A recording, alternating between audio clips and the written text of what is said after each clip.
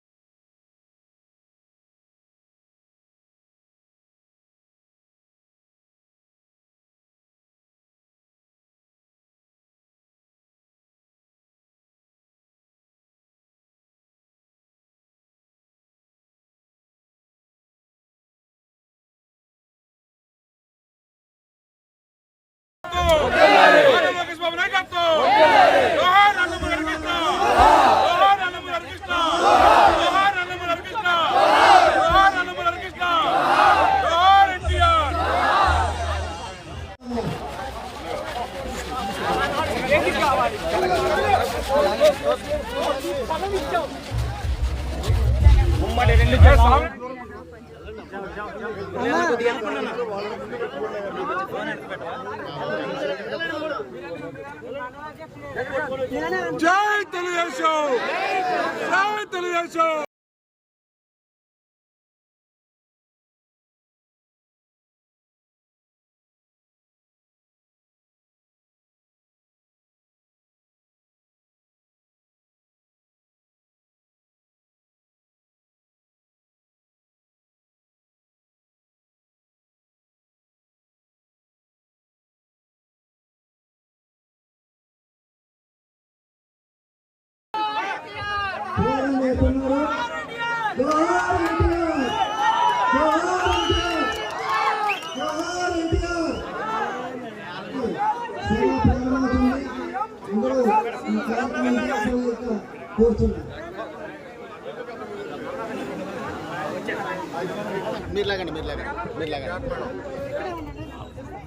బండి గురునాథరెడ్డి గారు సాధారణంగా సుహాసిని గారిని వారికి పేరు పేరున ధన్యవాదాలు చేస్తున్నాము.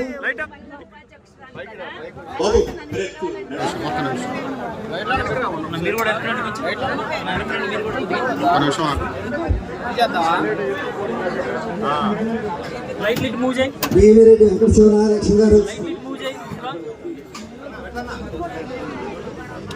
గురునాథరెడ్డి గారు, వెల్లి జగన్మోహన్ గారండి.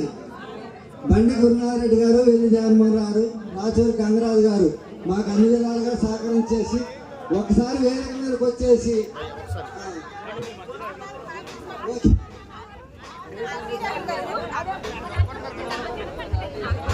చేసుకుందాం. వేరే పార్టీకి ఉపయోగపడటం కాకుండా కార్యకర్తలకి, అభిమానులకి నా హృదయపూర్వక ధన్యవాదాలు.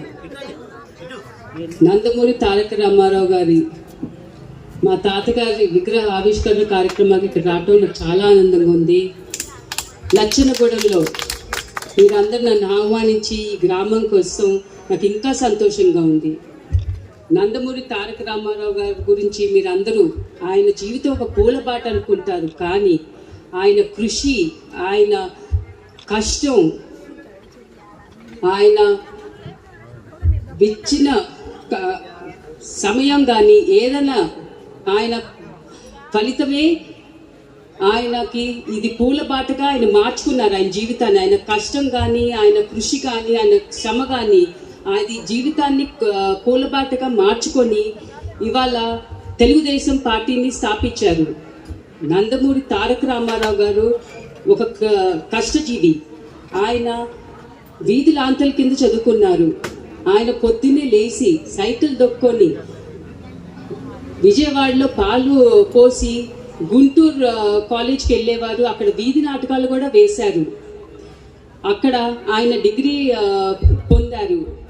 అక్కడి నుంచి ఆయన పైలట్ ట్రైనింగ్కి వెళ్ళారు. మీ ఎవరికి తెలియదు ఈ విషయం, కానీ వాళ్ళ అమ్మగారికి అది ఇష్టం లేక అది పూర్తి చేయకోకుండానే సబ్ రిజిస్టర్ ఎగ్జామ్స్ వస్తే దాంట్లో 2000 మంది సబ్ రిజిస్టర్ ఎగ్జామ్స్ రాస్తే ఆ 200 మందే క్వాలిఫై అయ్యారు. దాంట్లో రామారావు గారు was one of the person. Nandamuri Taraka Rama Rao గారు సబ్ రిజిస్టర్గా విమడలేక దానికి రిజిగ్నేషన్ ఇచ్చి సినీ రంగ ప్రవేశం చేశారు. రాముడైనా, కృష్ణుడైనా, దుర్యోధుడైనా, కీచకుడైనా ఏ పాత్ర వహించినా ప్రజలు ఆయన్ని ఆరాధించి అభిమానించారు. ఆ ప్రజలకి, ఆయన్ని ఇంతవాడి చేసిన ప్రజలకి మళ్ళీ తిరిగి సేవ చేయాలనుకున్నారు. అలాగే తెలుగువారి ఆత్మగౌరవం కాపాడటం కోసం ఈ పార్టీని స్థాపించారు. మద్రాసీలు అని పిలువబడే మనకి అంతర్జాతీయంగా తెలుగు వారికి గుర్తింపు లభించింది కేవలం నందమూరి తారక రామారావు గారి వల్ల. ఆ ఘనత ఆయనకే చెందుతుంది. నందమూరి తారక రామారావు గారు సమాజమే దేవాలయం, ప్రజలే దేవుళ్ళు అన్ని 1982లో పార్టీ స్థాపిస్తం జరిగింది. 9 నెలల్లో ఆయన సీఎంగా ప్రమాణ స్వీకారం చేశారు. ఆయన ఒకటే అనేవారు, పేదలకి నేను కూడు, గూడు, గుడ్డ ఇవ్వాలనుకున్నారు. అది 2 రూపాయల కిలో బియ్యం. దాని తర్వాత పక్కా ఇళ్ల నిర్మాణం చేశారు. కాంగ్రెస్ ఎన్నో ఏళ్లు పరిపాలించింది కానీ ఏ రోజు ఈ పనులు చేయలేదు. దాని తర్వాత జనతా వస్త్రాలు ఇచ్చారు రామారావు గారు. దాని తర్వాత మహిళలంటే ఆయనకి ఎంతో అభిమానం. ఆ మహిళలకి స్థానిక ఎలక్షన్స్లో 30% రిజర్వేషన్స్ కల్పించారు.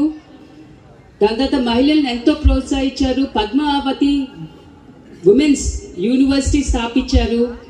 దాని తర్వాత ఆస్తిలో సమాన హక్కు కల్పించారు. ఇన్ని ప్రభుత్వాలు వచ్చినా కూడా రామారావు గారు మహిళలకి ఎప్పుడు పెద్ద పీఠం వేశారు. మహిళల కోసం అని ఈ సంక్షేమ కార్యక్రమాలు ఎన్నెన్నో చేసుకుంటూ వెళ్తూ ఉన్నారు. కానీ మీకు అందరికీ తెలియని ఒక విషయం, ఆయన ఇంట్లోనే అది మొదలెట్టారు. ఎలా అంటే వాళ్ళ కోడళ్ళ పేరు మీద ఇల్లులు నిర్మాణిస్తే ఎవరన్నా మన కోడలికి కానీ ఇస్తారా? అప్పుడు రోజుల్లో ఒట్టి మగపిల్లలకి ఇల్లులు ఇచ్చేవారు. ఆ ఇల్లు వాళ్ళ పేరు మీదే రాసేవారు. కానీ ఆయన వాళ్ళ కోడళ్ళ పేరు మీద ఇల్లు రాశారు. అది ఆయన గొప్పతనం. అదే